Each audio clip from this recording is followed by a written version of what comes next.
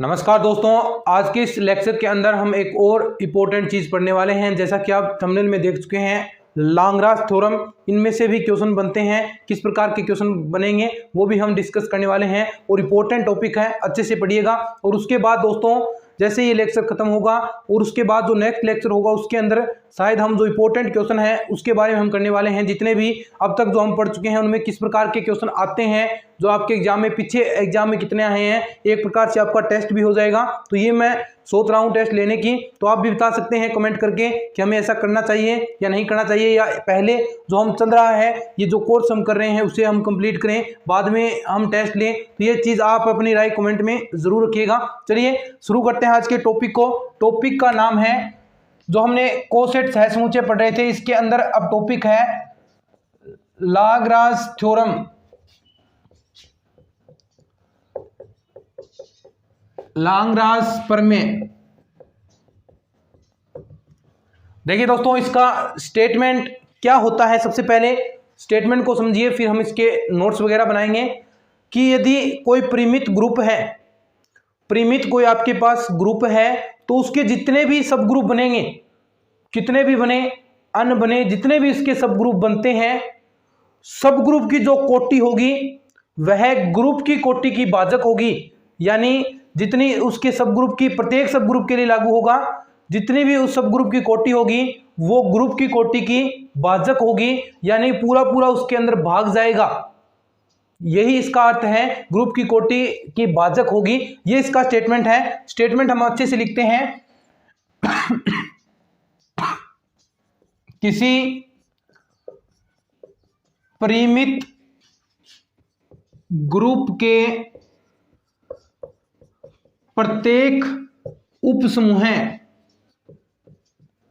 या इंग्लिश में आप लिखेंगे सब ग्रुप, प्रत्येक उपसमूह की कोटि उसके ग्रुप की कोटि की, उसके ग्रुप की कोटि, कोटि का अर्थ आप समझ गए हैं इंग्लिश वाले, ऑर्डर की भाजक होती है। इसको हम प्रूफ भी करेंगे।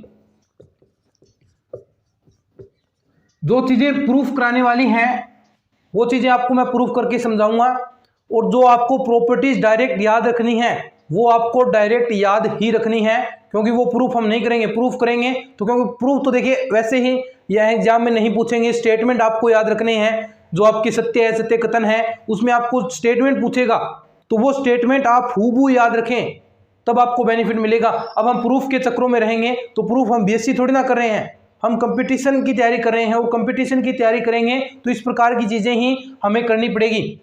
अब इसका तो हम प्रूफ करेंगे, क्योंकि ये इंपॉर्टेंट चीज है, लाग्रांज थ्योरम है, तो थोड़ा बहुत आपको समझ में आएगा, तब ये आगे चीजें आपको समझ में आएंगी।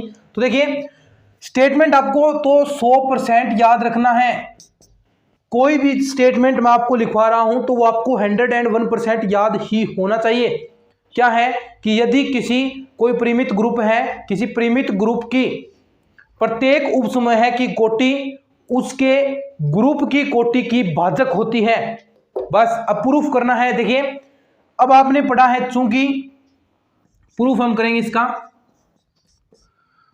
चूंकि हम जानते हैं कि G बराबर union A belong to G, GH, तो जिसके कोसेट होते हैं, ये हमने पहले ही जो पिछला लेक्चर था उसके अंदर हमने ये प्रूफ कर लिया था कि जो ग्रुप है उसके जितने भी वाम या राइट और लेफ्ट जितने भी कोसेट बनते हैं उनका यूनियन हम करेंगे तो उसके किसके इक्वल होगा, G के इक्वल होगा। ये हम पहले ही पढ़ चुके हैं अच्छे से। तो G बराबर union A belong to G, GH। अब बताइए मुझे कि ये GH क्या अलग अलग है, यूनियन है, तो यानी बहुत सारे इसके अंदर होंगे, तो यानी G1, अगर हम बात करें G बराबर G1 यूनियन G2H, डायरेक्ट थोड़ा सा आपको ये चीजें समझनी है बस, और कुछ नहीं है, ज्यादा चीजें आपको याद ही नहीं रखनी है। तो ये देखिए कितनी बार होगा, मान लीजिए ये m बार है, ठीक है, ये कितनी बार है, m बार है, यानी जितनी भी ये चीजें आपको दिखाई दे रही हैं ये इसकी ये आगे आगे चलता जाएगा, ये k बार मान लीजिए, ठीक है। ये आगे आगे बढ़ता जाएगा, G3 G4 G5 Gk, कहां तक जाएगा, ये आगे k बार तक जाएगा। अब देखिए हमें क्या निकालनी है, कोटि, तो ऑर्डर निकालिए, ऑर्डर ऑफ Z। अब इनके ऑर्डर लग जाएगा, order G1H union order G2H, ऐसे ही आगे बढ़ता जाएगा। अब मुझे बताएं आप, ऑर्डर ऑफ Z कितना होगा, n, और ऑर्डर ऑफ G1H जो इनके कोसेट हैं, उनका ऑर्डर किसके इक्वल होगा, ऑर्डर GH का किसके इक्वल होगा, जो इसका सब ग्रुप है ऑर्डर H, इक्वल ही तो है। हमने कल ये एग्जांपल से चीजें की हैं, जब आपने वो एग्जांपल किया था 1 - 1 वाला, और आगे ग्रुप दे रखा था G1 - 1 आयोटा माइनस आयोटा, तो उसके अंदर कितनी कोटि आ रही थी, जितने भी आप कोसेट बना रहे थे H के, कितने भी कोसेट बनाए, कोटि तो 2 ही आ रही थी, सभी H के ही बराबर तो आ रही थी। तो ये तो चीज तो चूंकि आप जानते हैं ऑर्डर GH किसके इक्वल होगा, ऑर्डर H, यानी ये सभी इक्वल होंगे, और ऑर्डर H को मैंने मान लिया m, तो ये सभी इक्वल होंगे किसके, ऑर्डर H के प्लस ऑर्डर H ऐसे k बार, तो ये कितना आ जाएगा, n बराबर m k। अब बताएं n जो कोटि है वो m इंटू k, यानी m क्या हो गया, इसका भाजक हो गया, और इसे व्यक्त किस प्रकार करेंगे हम, m और यहां पर ये n, ये देखिए दोस्तों नीचे ये भाजक का अर्थ है, ये m n, ये इसका साइन हो गया, ठीक है। तो ये आपकी थ्योरम है दोस्तों, लाग्रांज थ्योरम। दोबारा स्टेटमेंट समझ लीजिए, आपको पता चल गया इसकी भाजक होगी। स्टेटमेंट दोबारा समझ लीजिए कि किसी परिमित ग्रुप के प्रत्येक उपसमूह की कोटि उसके ग्रुप की कोटि की भाजक होती है। ये स्टेटमेंट, ये प्रूफ वगैरह याद न करें चाहे, लेकिन ये स्टेटमेंट इंपॉर्टेंट है, डायरेक्ट पूछ सकता है लाग्रांज थ्योरम का स्टेटमेंट क्या है, निम्न में से लाग्रांज प्रमेय के लिए सत्य कथन है, ऐसा क्वेश्चन आ गया तो यहां पर ये स्टेटमेंट देगा। तो ये स्टेटमेंट आपको याद है तो आप डायरेक्ट टिक कर देंगे।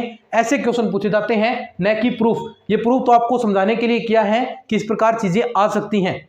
अब जो चीजें आगे बताऊं वो आपको डायरेक्ट लिख लेनी है, इसकी प्रॉपर्टी। तो एक बार आप इसको चाहें तो लिख लीजिए, आपको 10-15 सेकंड का समय देता हूं मैं। और दोस्तों एक चीज और, इसके अंदर लाग्रांज प्रमेय है ये, तो इसका जो पहले तो हमने इसे लेकर चले हैं, इसका विलोम सत्य नहीं होगा। यानी अगर हम लेकर चले कि कोई n कोटि का ग्रुप है और उसमें m कोटि का, उसका जो m कोटि का कोई आपके पास कुछ भी है, m कोटि है, और वो n m का भाजक है, m n का भाजक है, तो यह जरूरी नहीं है कि जो m आपने लिया है वो इसका ग्रुप का उपग्रुप होगा, वो ग्रुप का सब ग्रुप होगा या उपसमूह होगा, ये कोई जरूरी नहीं है।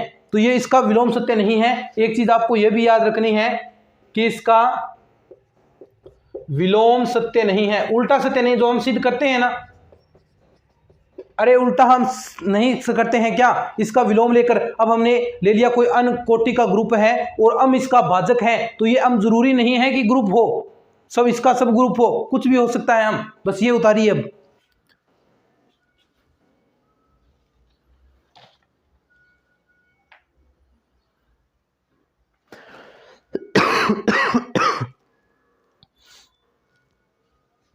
ठीक है। अब 2-3 स्टेटमेंट्स हैं वो आपको खूब याद रख लेने हैं।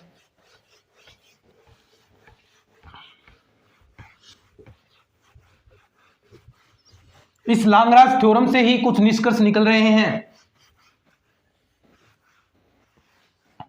जो ये आपकी लाग्रांज प्रमेय है उससे ही निष्कर्ष निकलेंगे। क्या है ये स्टेटमेंट आपको डायरेक्ट लिख लेनी है। किसी परिमित ग्रुप के प्रत्येक अवयव की कोटि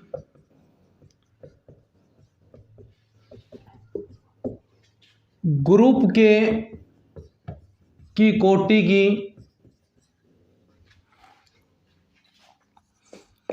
भाजक होती है। देखिए हमने पढ़ा है अभी लाग्रांज थ्योरम से। लाग्रांज थ्योरम का स्टेटमेंट क्या था कि कोई आपके पास ग्रुप है और उसका सब ग्रुप, प्रत्येक सब ग्रुप की कोटि की भाजक होगी।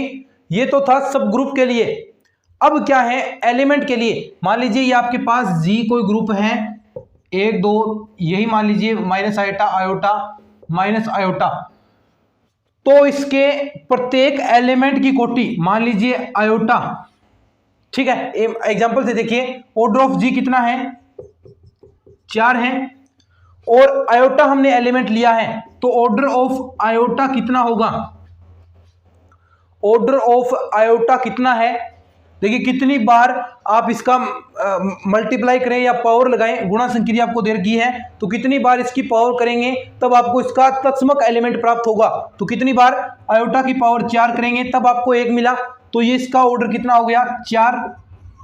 तो ये 4 क्या है आयोटा की कोटि है। वो क्या ये ग्रुप की कोटि से भाजक है? जी बिल्कुल, 4 का 4 में पूरा भाग जा रहा है। ऐसे ही आप आयोटा ले लीजिए, ऐसे ही आयोटा लेंगे, आयोटा की कोटि कितनी हो गई 2 हो गई, 2 4 में भाग जाएगा, भाजक है। बस ऐसे ये चीज है, एग्जांपल से आप बिल्कुल अच्छे से समझ गए। तो यानी आप क्या लिखेंगे order of A order of G. इसका अर्थ यही है कि ग्रुप के प्रत्येक अवयव की कोटि उस ग्रुप की कोटि की भाजक होती है। सिंपल लाइन यही है, पहला स्टेटमेंट यही है, ठीक है।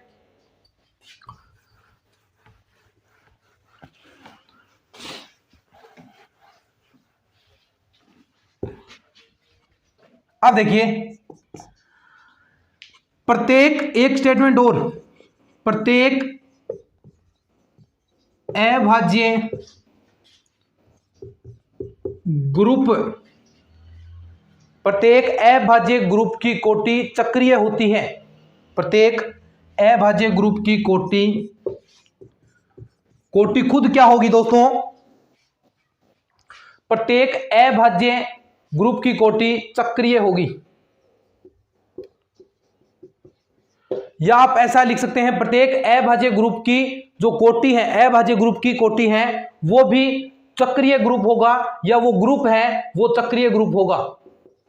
कैसे? अभी हम ये स्टेटमेंट आपको डायरेक्ट याद रखना है कि प्रत्येक अभाज्य ग्रुप की कोटि, यानी किसी ग्रुप की कोटि अभाज्य है तो वो ग्रुप क्या होगा, चक्रीय ग्रुप होगा। डायरेक्ट सिंपल सी बात यही है। स्टेटमेंट का अर्थ है कि कोई आपके पास अभाज्य कोटि, यानी आपके पास विषम संख्या अभाज्य एक प्रकार से यही होती है, जिसमें विषम संख्या तो नहीं कह सकते, अभाज्य संख्याओं को, प्रत्येक अभाज्य ग्रुप की कोटि क्या होती है, एक चक्रीय ग्रुप होती है। डायरेक्ट स्टेटमेंट आपको ये याद रखना है। थोड़ा सा आप चाहें तो प्रूफ भी कर सकते हैं इसका। मान लीजिए जी आपके पास कोई ग्रुप है और उसकी ऑर्डर आपने मान ली, उसकी कोटि पी मान लीजिए, और पी क्या है, अभाज्य संख्या है, अभाज्य संख्या, और p ग्रेटर देन 1 होना चाहिए, क्योंकि आपको पता है अगर हमने ग्रुप लिया है तो उसके अंदर उसका आइडेंटिकल एलिमेंट मौजूद जरूर होगा। और साथ साथ में हमने मान लिया कि इस ग्रुप जी के अंदर, थोड़ा सा हम प्रूफ कर देते हैं, ग्रुप जी के अंदर कम से कम एक अवयव जरूर होना चाहिए, कम से कम एक अवयव है। तो देखिए ए बिलोंग टू जी आपने मान लिया, और एच को जो आपका इसका सब ग्रुप है उसे आपने मान लिया, ये लीजिए इसके अंदर ए एलिमेंट है। अब बताएं एच क्या है, एच इसका सब ग्रुप है, तो एच के सारे एलिमेंट जी के अंदर होंगे, तो ये तो चीज ये होगी एच सबसेट ऑफ जी। अब देखिए ध्यान से, ऑर्डर ऑफ एच आपको पता है लाग्रांज थ्योरम से, मैं कह रहा हूं ये लाग्रांज थ्योरम का ही प्रयोग है, तो लाग्रांज प्रमेय से आप क्या लिखेंगे, लाग्रांज प्रमेय से क्या था, ऑर्डर ऑफ एच यानी उपग्रुप की कोटि ग्रुप की कोटि की भाजक होगी, ये लाग्रांज थ्योरम से था। और ऑर्डर ऑफ जी कितना है आपका, order of H, order of G आपका पी है, तो ऑर्डर ऑफ एच भी कितना आएगा, पी या फिर 1 आएगा, क्योंकि एक एलिमेंट आपने लिया है। तो ऑर्डर ऑफ एच बराबर पी, और ये किसके इक्वल हो गया, ऑर्डर ऑफ जी, यानी ग्रुप की कोटि और उपग्रुप की कोटि भी बराबर है, और जो आपका ये ए बिलोंग टू जी है, एच सबसेट भी इसका है। तो क्या हुआ दोस्तों, तो देखिए आपका एच है वो ए के इक्वल है, तो ये एच क्या हो गया फिर आपका चक्रीय ग्रुप हो गया। यही तो हुआ, क्योंकि देखिए सब कुछ बराबर है और इसके जनरेटर ए द्वारा सब कुछ चीजें ए ही था और सारे अवयव इसके आ रहे हैं, तो ये क्या हो गया इसका जनक, और जनक से सारे एलिमेंट्स आ जाएं उस ग्रुप को ही तो हम चक्रीय ग्रुप कहते हैं। बस ये और लिख लीजिए अच्छे से, सिंपल चीजें हैं। बस आपको देखिए इन प्रूफ के चक्कर में आपको नहीं पढ़ना, आपको तो केवल मात्र ये स्टेटमेंट याद रखने हैं। ये स्टेटमेंट लिखना चाहें तो अच्छी बात है, लिख लीजिए, आपको समझ में आ जाए। समझाना हमारा काम है ताकि आपको चीजें समझ में आ जाए, इस वजह से ये प्रूफ करवा रहे हैं, बाकी आपको ये चीजें स्टेटमेंट ही आएंगी।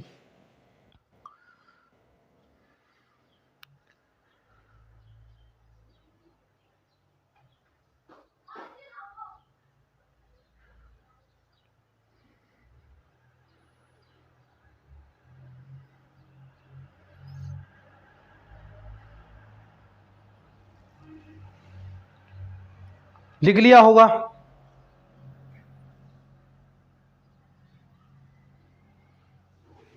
ठीक है, चलिए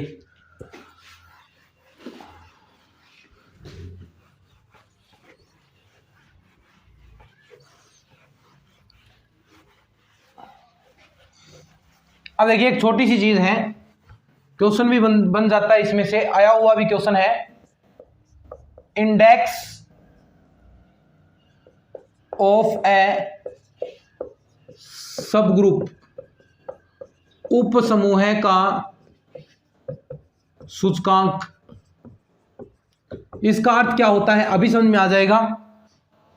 देखिए आपने ग्रुप पढ़ा है और उपग्रुप भी पढ़ा है, तो मान लीजिए जी कोई सब ग्रुप है, सॉरी जी ग्रुप है और एच इसका सब ग्रुप है। ध्यान से सुनिएगा चीजें। तो जी के अंदर एच के जितने भी कोसेट बनेंगे, सहसमुच्चय आपने पढ़ा है, सहसमुच्चय ए एच ए, तो ये जितने भी सहसमुच्चय बनेंगे उनकी संख्या ही क्या है, ग्रुप का सूचकांक है। लिखेंगे डेफिनेशन, कुछ नहीं है, जी आपके पास ग्रुप है, एच इसका सब ग्रुप है, तो जी के अंदर एच के जितने भी कोसेट्स बनेंगे, A H A B H B, तो जितने भी इनकी संख्याएं हैं, अभी एग्जांपल से भी हम क्लियर करेंगे, सारी चीज क्लियर हो जाएगी एग्जांपल कराऊंगा। तो जितने भी ये बनेंगे कोसेट, उनकी संख्या ही क्या कहलाएगी, इस उपग्रुप या सब ग्रुप का सूचकांक या सब ग्रुप का इंडेक्स कहलाएगा। ठीक है, इसकी डेफिनेशन लिखते हैं हम।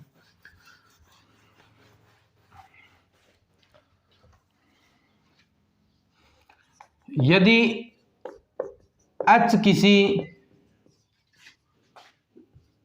ग्रुप का उपसमूह है या सब ग्रुप हो तो G में H के बनने वाले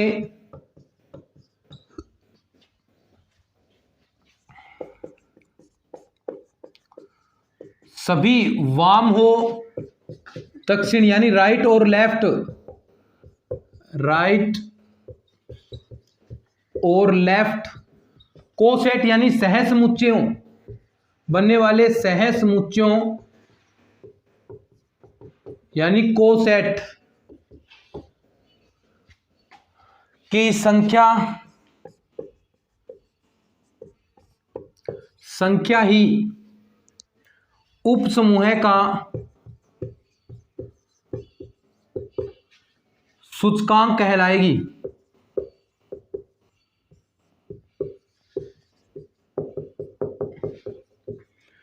और इसे जो व्यक्त करते हैं, देखिए इसका नोटेशन संकेत किस द्वारा व्यक्त करेंगे, इसे जी एच, ऐसा इसका नोटेशन होगा। अगर आपको एग्जाम में ऐसा नोटेशन मिले, कई बार नोटेशन ही डायरेक्ट दे देता है आपको, तो ऐसा नोटेशन देंगे तो उसका अर्थ क्या है, सब ग्रुप का जो इंडेक्स है उस सब ग्रुप का सूचकांक है, वही इसका अर्थ होगा जी एच। ठीक है, अब देखिए इसमें भी आपकी लाग्रांज थ्योरम ही लगेगी। आपने लाग्रांज प्रमेय से पढ़ा है, लाग्रांज प्रमेय से क्या पढ़ा है आपने कि ऑर्डर ऑफ जी बराबर ऑर्डर ऑफ एच के। ठीक है, तो के की संख्या कितने हैं, ये के ऑर्डर ऑफ एच। देखिए आपने थ्योरम पढ़ी तो अम थे, यानी जो आपके के आप देखे थे कितनी संख्याएं लगातार जो संख्याएं थी वही तो जी के इक्वल थी, G1 G2 जो जितनी संख्याएं थी वो के से ही तो व्यक्त कर रहे हैं। तो के बराबर क्या होगा, ऑर्डर ऑफ जी बटा में ऑर्डर ऑफ एच, डायरेक्ट संख्याएं आ गई। अगर आपको ग्रुप की कोटि पता है और आपको सब ग्रुप की कोटि पता है तो उनका डिवाइडेशन ही, दोनों का डिवाइडेशन ही क्या होगा, सब ग्रुप का सूचकांक हो जाएगा। अभी मैं एग्जांपल करवाऊंगा। देखिए ये तो लाग्रांज थ्योरम से आपने पढ़ा है, ऑर्डर ऑफ जी इक्वल होगा ऑर्डर ऑफ एच इंटू के। के क्या है, ये संख्याएं हैं सब ग्रुप की, कितने सब ग्रुप बन रहे हैं, ये संख्याएं थी तो ये संख्याएं ही टोटल जी के अंदर ही तो बनेंगे। तो के इक्वल क्या हो जाएगा, order of G upon order of H. अभी एग्जाम्पल देखिए, एक बार आप इसको लिख लीजिए, फिर आपको एक एग्जाम्पल करवाता हूं मैं, स्क्रीनशॉट वगैरह ले लीजिए, फिर एक छोटा सा हम एग्जाम्पल करते हैं। इंपॉर्टेंट चीज है, ये पूछा जा सकता है भाई, इंपॉर्टेंट है, ये इंपॉर्टेंट है, अभी बता देता हूं, पूछा जाएगा, ये यही पूछेगा, डायरेक्ट क्वेश्चन आएगा। आपको ग्रुप की कोटि दे दी, सब ग्रुप की कोटि दे दी और पूछेगा कि इसमें कितने कोसेट बनेंगे, ग्रुप के अंदर कितने कोसेटों की संख्या होगी, के की वैल्यू आप डायरेक्ट निकालेंगे। ट्रिक आपकी यही है, order of G upon order of H. Group की कोटि कितनी है ग्रुप के अंदर, अभी एग्जांपल से आप सबको समझाएंगे, बस एक बार आप इसको लिख लीजिए।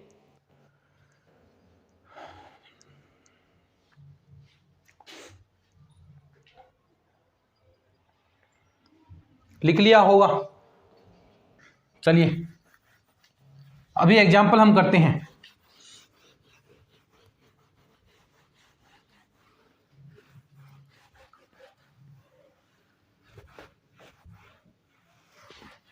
अभी एग्जाम्पल करते हैं हम।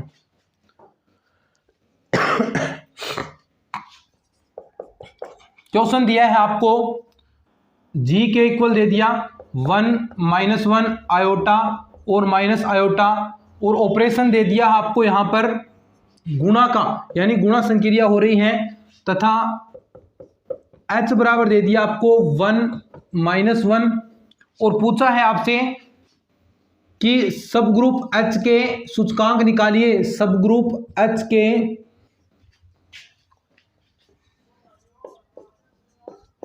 सूचकांक ज्ञात कीजिए, ज्ञात करो, ठीक है। ऐसे क्वेश्चन आएंगे, ऐसा क्वेश्चन दे देगा और पूछेगा कि सब ग्रुप के सूचकांक कितने हैं, या आपको डायरेक्ट ऑर्डर ऑफ जी दे सकता है, ऑर्डर ऑफ एच दे सकता है और पूछ लेगा कि कोसेटों की संख्या कितनी होगी।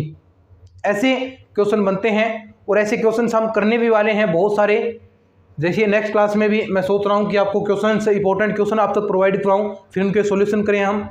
एक प्रकार से आपका टेस्ट भी हो जाएगा, आप डायरेक्ट आंसर भी कमेंट्स बॉक्स में देंगे, आपको डायरेक्ट कमेंट बॉक्स में आंसर लिखने हैं उनके, ताकि आपका भी पता चल सके कि पिछले 7 क्लासेस से हमने क्या पढ़ा है, सब कुछ क्लियर हो जाए आपको, ठीक है। अब देखिए इसका सूचकांक आपको निकालना है। देखिए सबसे पहले मैंने आपको बताया है कि चूंकि k बराबर क्या होगा, order of g upon order of h, और आप देख सकते हैं दोस्तों एक छोटी सी चीज आप और समझिए, इससे 2 तरीकों से आप निकाल सकते हैं सूचकांक। सूचकांक का अर्थ यही है कि h के कितने कोसेट g के अंदर बनेंगे। हमने ये एग्जाम्पल भी किया था, भिन्न भिन्न, एक जैसे नहीं, एक जैसे नहीं। अब देखिए आप 1 यहां से उठाएंगे और यहां पर 1 के साथ लगेंगे तो 1 बनेगा। अब क्या मैं -1 लूंगा तो वापिस मुझे h ही नहीं प्राप्त हो जाएगा, एक ही तो बात है, -1 ये प्लस हो गया माइनस हो गया, तो वो नहीं, वो एक ही काउंट होगा। कितने भिन्न भिन्न प्रकार से बन सकते हैं। और फिर आयोटा लिया तो फिर 1 बना, आयोटा लिया तो फिर 1 बना, और माइनस आयोटा लेंगे तो फिर भी वही वापिस आ जाएगा। तो 2 ही तो सूचकांक बने हैं इसके अंदर, 2 ही तो कोसेट बने हैं। आप ऐसे निकाल सकते हैं, लेकिन अगर बड़ा दे दे तो आप क्या निकालेंगे, ऑर्डर ऑफ जी निकालें। सबसे पहले ऑर्डर ऑफ जी क्या है ग्रुप की, 1 2 3 4 है, तथा ऑर्डर ऑफ एच कितना है,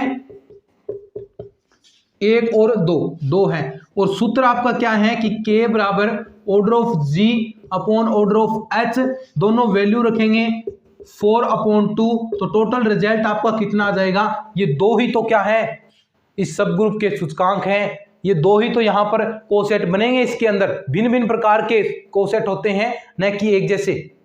तो ये एग्जाम्पल आप लिख लीजिए। फिर एक छोटी सी थ्योरम और है, वो हम करते हैं।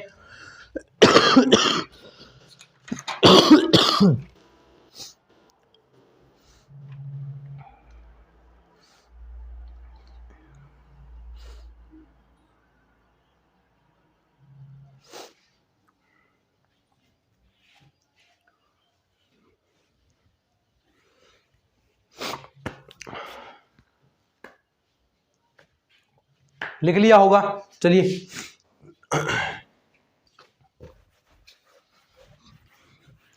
ये चीजें आपको लिखवा रहा हूं मैं, साथ साथ आपके नोट्स भी इससे तैयार हो रहे हैं, तो ये साथ साथ में आप चीजें लिखते रहें।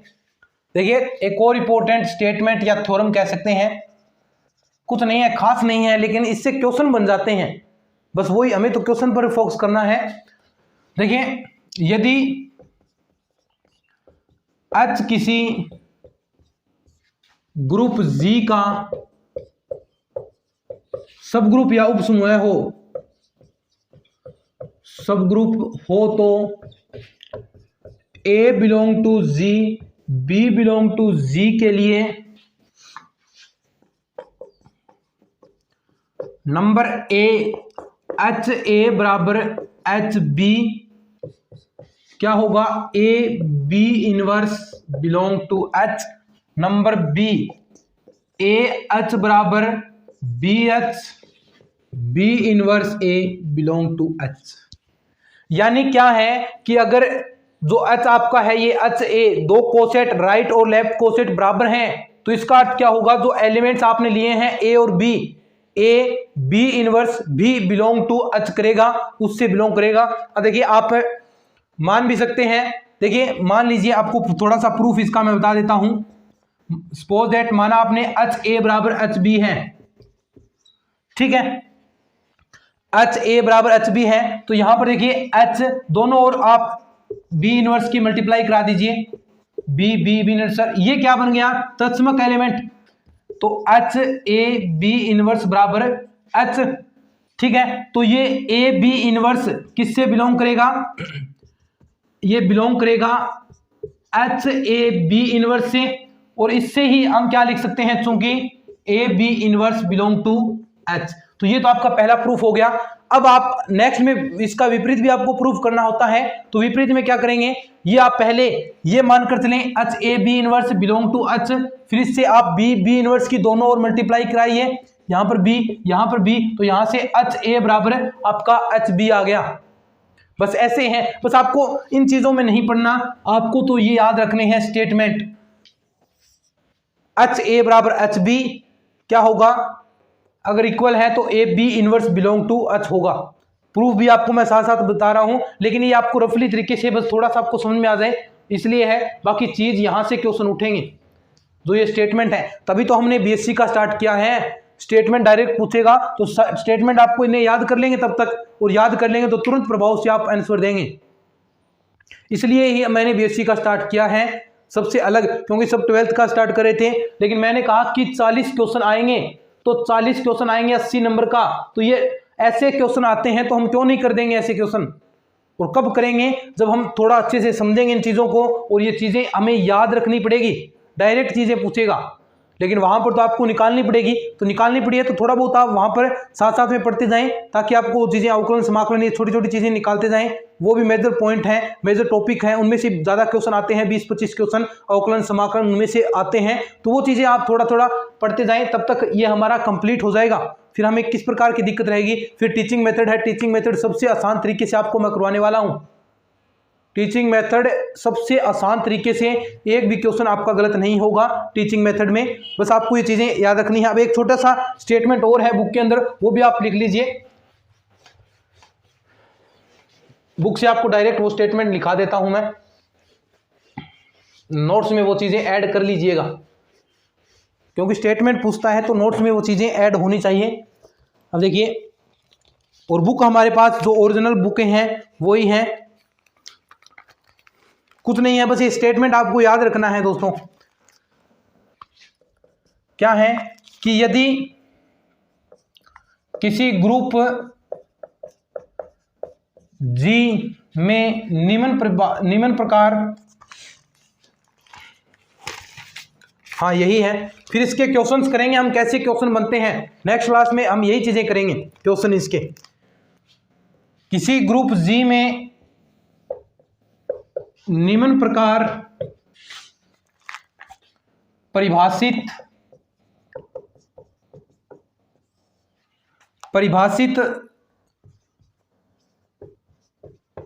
सर्वांगता संबंध एक तुल्यता संबंध होता है। तुल्यता संबंध होता है जहां एच जी का एक उपग्रुप है। बस ये स्टेटमेंट आपको याद रखना है और कुछ नहीं है, प्रूफ वगैरह नहीं करने इसके। B mode H